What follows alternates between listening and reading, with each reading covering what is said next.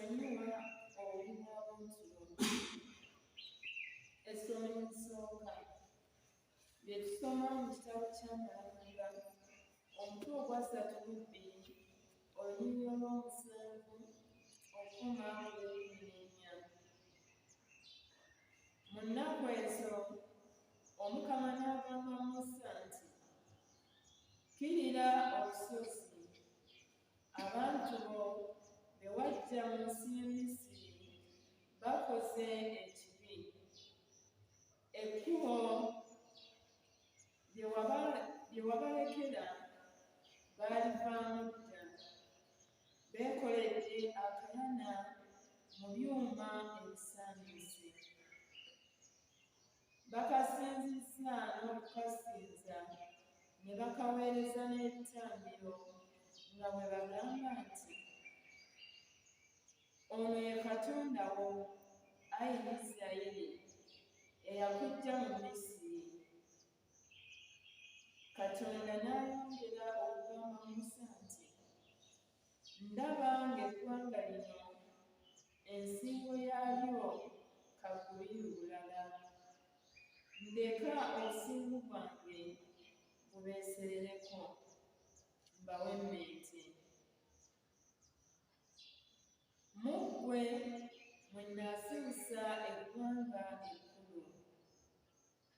Naye Musa ne yeekuba ku Mukama Katonda we nti, 'Ayi Mukama, lwaki osunguwalidde obwenkanya abo abantu bo be waggya mu Misiri mu buyinza obunene n'omukono gwo ogw'amaanyi? Nkwegayiridde, toganya Bamisiri kugamba nti,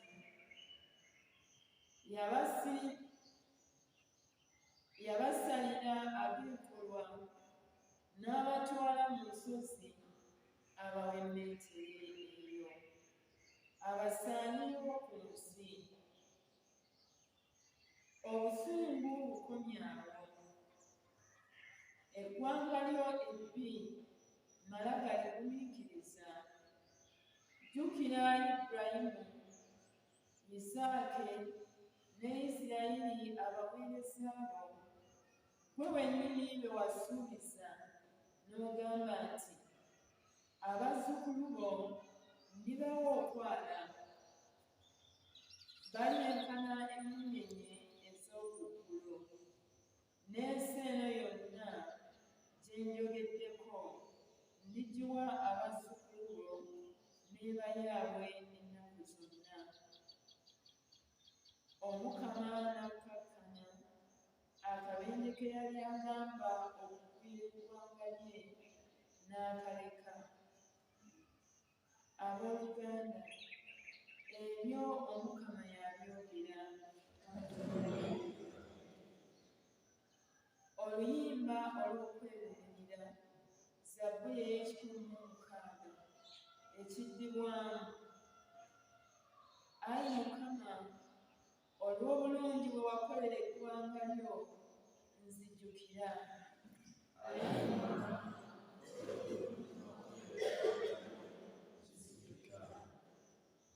Baakola akayana ku Olebu ne basinza ekitaliimu kye baafukuta mu zaabu.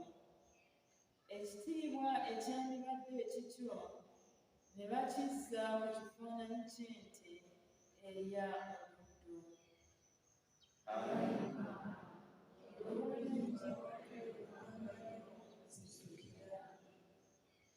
Beerabira Katonda eyabalokola, eyakola ebikuuno mu Misiri, ebyewuunyisa mu nsi ya Kaamu, ebisamaliriza ku nnyanja Emyufu.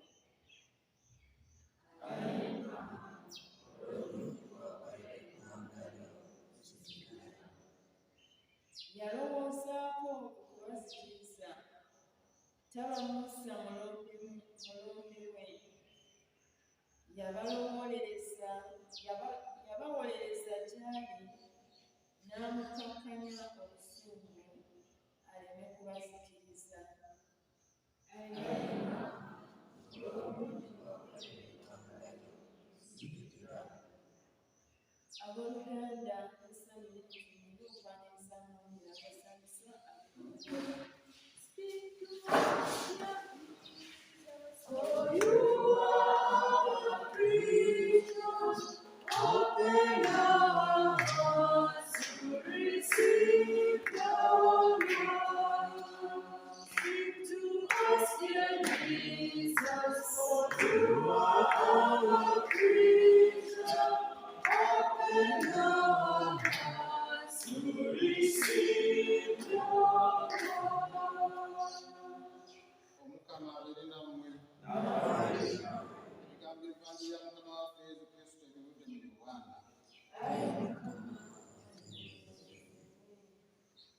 Obudde buli Yesu yagamba Abayudaaya nti singa mbadde neejulira nzekka byenjogera tebyandibadde bya mazima, wabula omulala anjulira. Manyi nga byanjogerako bya mazima. Nze sikkiriza muntu kunjulira, kyokka ebyo mbyogedde mulyoke mulokoke. Oyo eyali ettawaasa eyakengulisa, so mmwe mu kitangala kyayo mwagala kujagulisaamu kaseera buseera. Nze nno nina obujulizi obusingana bwa Yowaana, kubanga ebikolwa Kitange byampa okukola ebyo byennyini bye nkola.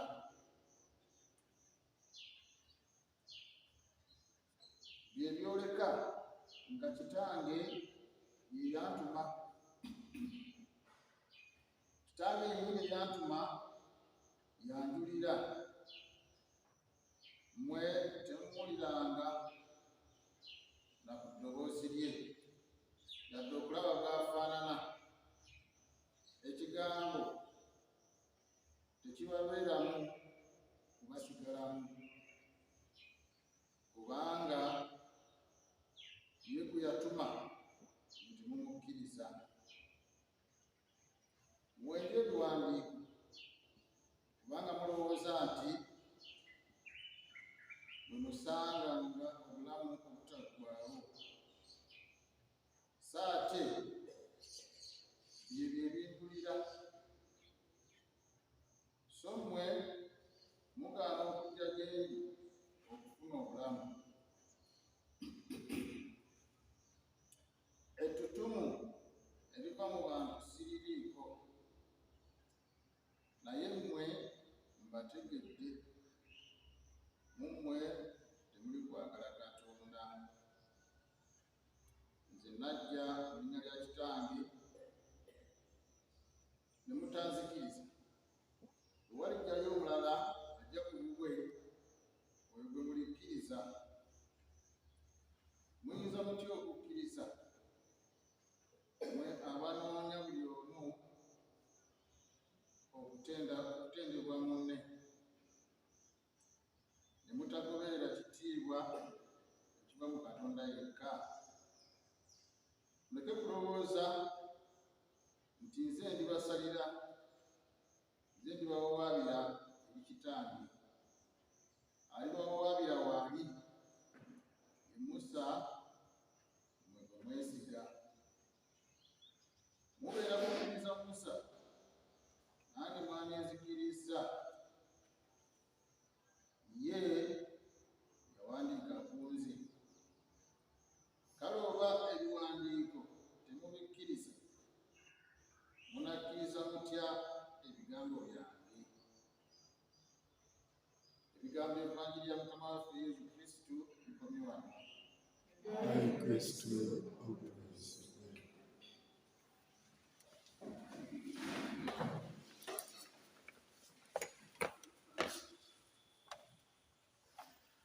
Abooluganda abaagalwa, essomo erisooka tulabye Musa ng'ali ku lusozi, ng'ali mu lusika yeegayirira, nga yeebuulirira, ayogera ne Katonda. Ebyo abooluganda kirina nnyo kye bituyigiriza. Abagamba ki mabega awo ne mbagamba ti bwe tuwulira olusozi mu kitabo ekitukuvu, tuleme kulowooza nnyo ku lusozi luno nga zino ebyaffe tulaba, naye kitegeeza okulinnyako mu by'omwoyo. When we hear about a mountain, it does not necessarily mean this physical mountain, but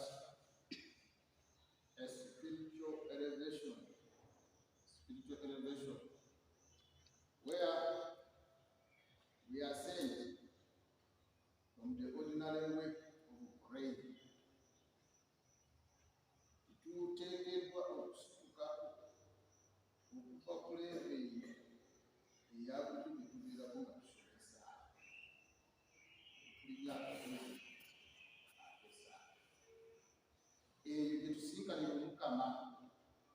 musa gy'asiinkanira omukama era gy'asiinkanira mu kisa kya katonda. Abaganda abaagalwa, tuleme kumatira na kusomaasoma ku ssaala. We should pray, and every day we should assure ourselves that we have taken a step ahead in a prayer. So if you have been reciting a decade of the rosary today, tomorrow you should go to, and not just to pray, but praying a prayer of the whole soul. Obulamu bwonna tuteekeddwa okufuuka essaala, isi kusoma busoma essaala, naye n'obulamu bwaffe tuteekeddwa okugenda nga tufuuka essaala, ebikolwa byaffe n'ebigambo ate n'ebirowoozo. My dear brothers and sisters, if Moses had not ascended in prayer, the children of Israel are going to be destroyed. Because he was close to God, he was able to tap the mercy of God. Singa Musa yali tasemberedde Katonda, kati yeetuddemu n'asoma essaala, nali mu lusuku olw'essaala, okusinga abantu abalala bonna, abaana ba Isirayiri bagenda kusaanawo, Mukama bw'atugambye wano. Abantu bano emitima gyabwe miguumu mikakanyavu, kati nsumba nga babeeseereko bawemmenti basaanyeewo. Ekyo Mukama kye yali agenda okukola. N'olwokuba Musa yali kumpi ne Katonda, ng'awuliriza Katonda era nga amwagala, Omukama yawuliriza okuwanjaga kwa Musa. Abooluganda abaagalwa, ennaku zino tulaba obubonero obw'okusaanyizibwawo tugenda bweyongera. Obumu ffe n'ennyini ffe twesaanyaawo, endala tezazitaasi. Twetaaga bamusa muffe abagenda okwegayirira Omukama okuyimirirawo n'ensi yaffe olw'oluse lw'abantu. We see that there are signs of self-destruction. We are destroying each other. Can you see what is in Russia? But not only there, even amongst us, a lot of killings, a lot of hidden torture, a lot of violence in families, and so on. But the things are not visitors that are destroying us. We are hearing of houses falling these days, very strong storms, and so many other things. We need the Moses of this time to plead with God. Abaganda bagala tusabe Omukama atuyambe tweddemu, kubanga Musa tetumulengerera ku kyalo kiddako. Musa yeffe, ffe tuteekeddwa okwevaamu ne tusemberera Omukama, ne tuyiwawo omubiri nga bwe tugamba ennaku zino, olw'okubeera bannaffe, olw'okubeera ensi yaffe. Yesu Kristo mu Buvanjiri alumiriza Abayudaaya olw'omutima omukakanyavu ogw'okugaana okukkiriza nga banyulira abalanzi Musa ne Yowaana, ate ne batakkiriza mu budde bwabwe. Yesu abagambye nti muba mukkiriza Musa, nange mwanyinzikiriza, kubanga byayogera byonna. The person of Jesus Christ is the summit of all that God has promised and intended for humanity.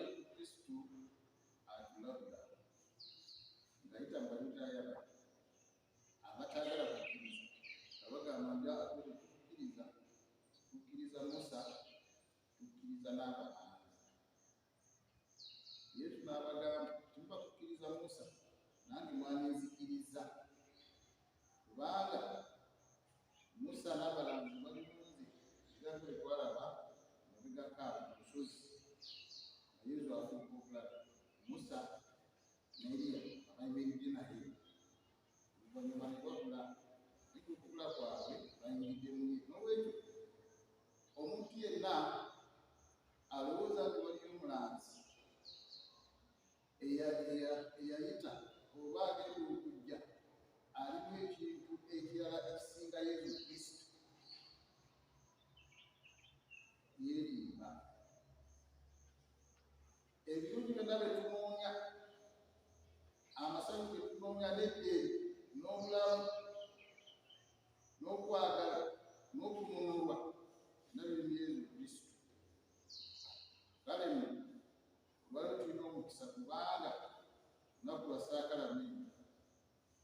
Tuleete ebizibu byaffe, tuleete ennaku yaffe, tuleete ebitusoomooza, tujangulire Omukama Yesu ajja bituwa.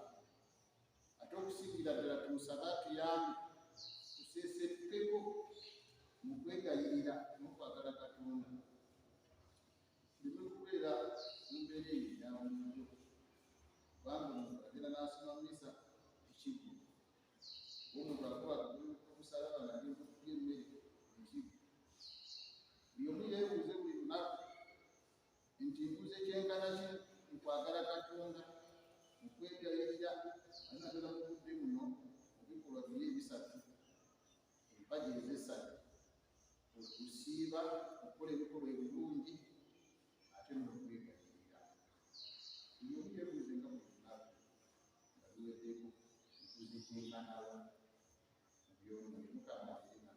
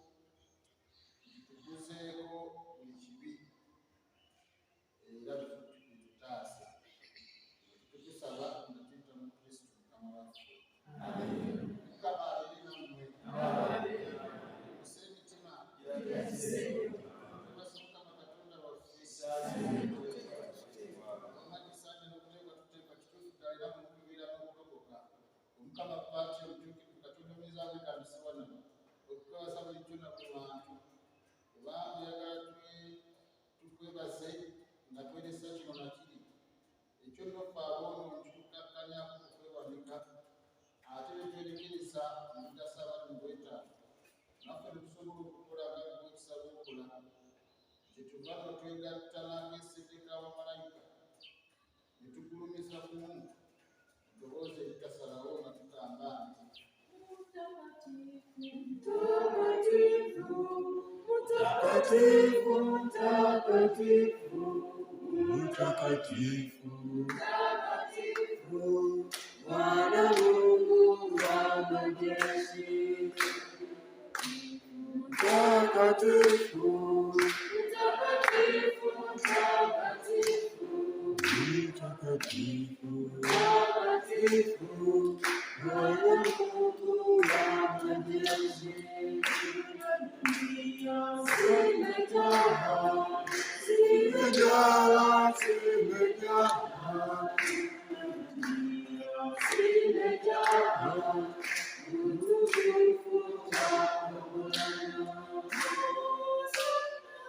Hosanna, Hosanna, Hosanna, Hosanna, Hosanna mbinguni. Anayekuja, anayekuja, anayekuja, anayekuja kwa jina lake Bwana. Hosanna, Hosanna, Hosanna, Hosanna, Hosanna mbinguni.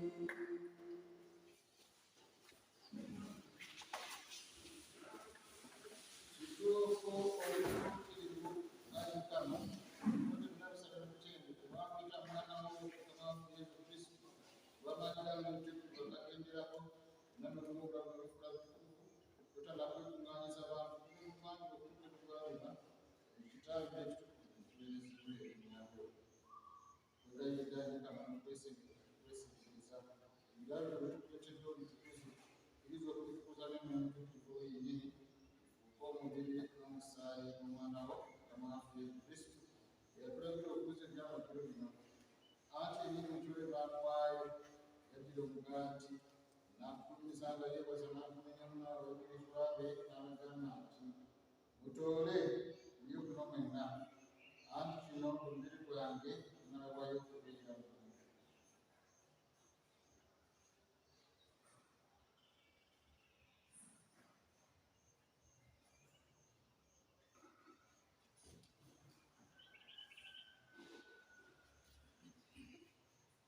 era bamulekera ekiro ddala ekaleesi n'akugulumiza nga yeebaza n'abayigirizwa be n'abagamba nti mutoole mulye guno mwenna anti ekaleesi ebisale bwange obw'eddagala ebyatyoleberera olunayiwa okubeeramu n'okubeera abaali okusonyesa ebibi mukikole nga lwakunzijukira.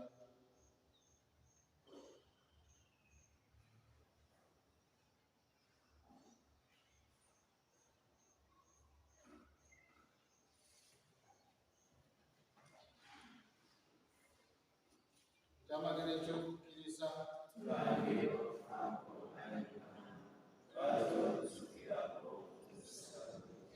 kujjukira naye Mukama okubonaabona ku mwana w'ebibi okweta okulokoka saako okuzuukira ku n'okulumya kwe mu ggulu era tulindira amatuka g'ag'oggulu ne tukoleza ekitambiro kino ekiramu ekitukuvu nga tukwebaza tukwegayiridde tunulira kirisawa byakukolesa mu kyo ekitambiro kubagala tukuddaabirize ali mufu abali omubiri n'omusaayi gw'omwana wo twegulemu y'omutuukirivu tufuuke omubiri gumu n'omwoyo gumu mu Kristo yennyini abaatufuula ekirabo ky'ekitaggwaawo sobolo gawe kusikaamu n'abalonde n'olwo naddala Mariya omubeererwa omutuukirivu na Katonda Yosefu omutuukirivu bba wamu n'abatumwa b'abatuukirivu era n'abayolisibwa ab'ekitiibwa naddala aba Uganda n'abatuukirivu bonna okusuubira nti batuyamba batakutusabira gy'oli twegayirira Mukama ekitambiro kino ekifaako okutabagana kwaffe kiretere ensi yonna eddembe n'okulokoka. Eklesiya akyali kulonda ku nsi kunyeza mukukisa nemukwagala omuno omuweereza wa Francis papa waffe mwepiskopi waffe Yosefu Antonio Siwa saakala ebiskopi ab'ensi zonna na bonna abaawera Katonda munnaddiini era n'abantu ababukulwo abantu bano bakkiriza okuyimirira wamu bebakusaba kkiriza okuyibawo abaana babasaasaanidde ipatri ebisaasizi basaasire bagatte naawe baganda baffe abamala okusomoka na bonna abamala kubulamu buno nga bakusanyusa olw'ekisa kyo bakkirise mu bwakabaka bwo etusuubira ekitiibwa ky'okutuutuulira ennaku zonna nga tuyita mu Kristo Mukama waffe mw'oyisa ebirungi byonna by'ensi. Gwe Katonda apaatya omuyinza wa buli kantu abali ekimulimu emutuukirivu mu Kristo n'amalira okufuna n'ofunamu naye era byemu ofunira buli kyonna mu kitiibwa emirembe n'emirembe.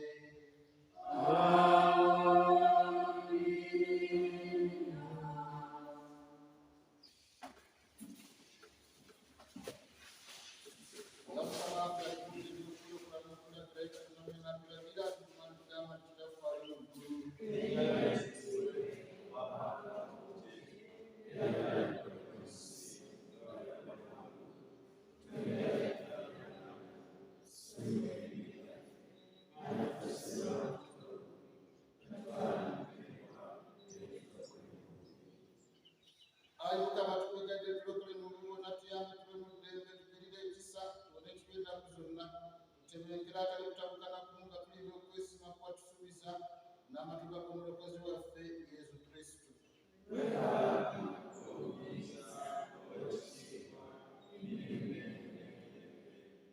Ayi Mukama Yesu Kristo gwe yagamba abatumire boti baleetedde emirembe bawadde emirembe gyange totunuulira ku bibi byaffe naye amaaso okugaza kukkiriza ku ekklesiya yo kkiriza okunyweza mu kukkiriza ne mu kwagala kubanga anolamula emirembe n'emirembe.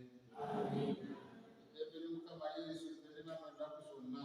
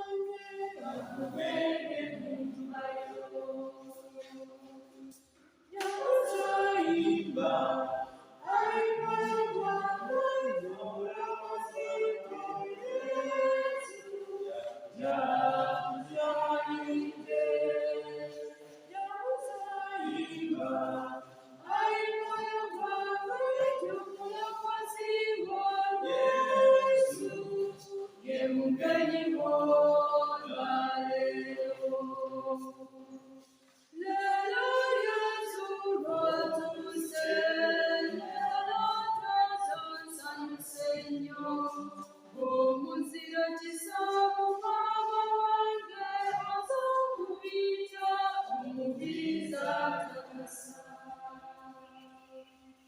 Jabuzayimba, ayimaya gwanga tabula kwasiwa Yesu, yakuchalite. Jabuzayimba, ayimaya gwanga tabula kwasiwa Yesu, yemuganyi wolwalero.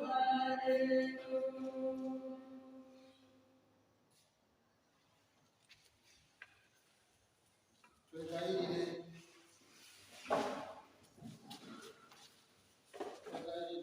Mukama esakramento litufunye litukuze abaweereza babone buli musango gwonna abennyamira omutima okubalumira ekibi basanyuke olw'okubanga gwe w'omuggulu wayambye byonna ebiggweera ddala tukusaba natya mu Kristo amwaffe.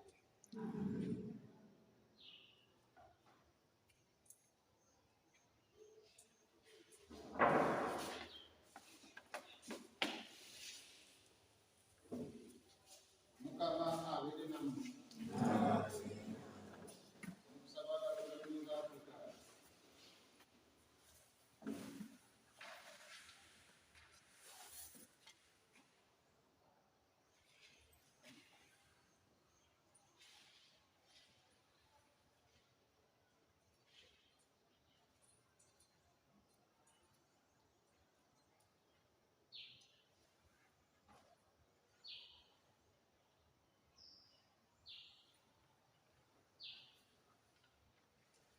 Tubakeko tusigale nammwe era